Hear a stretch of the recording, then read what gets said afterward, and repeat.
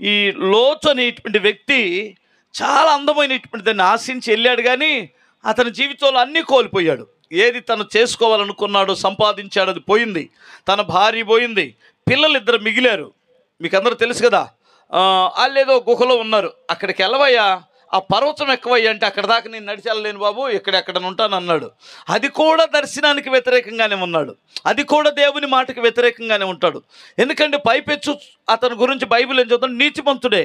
ఏ నీతిమంతుడు ఇతను? ఏ నీతిమంతుడు? నాయకత్వానికి లోబడిన నీతిమంతుడు. ఏ నీతిమంతుడు?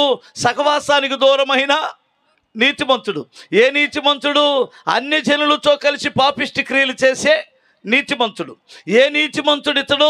పిల్లలను కనీసం రక్షించుకోలేని, భార్యను రక్షించుకోలేని నీతిమంతుడు. నిజంగా చెప్పాలంటే ఈ నీతిమంతుడు ఉన్నా ఒకటే, చచ్చినా ఒకటే. నీతిమంతుడే, అవునా కాదా? ఎవడికి ఉదరం, ఎవడికండి ఉపయోగం? ఉపయోగం లేని నీతిమంతుడు.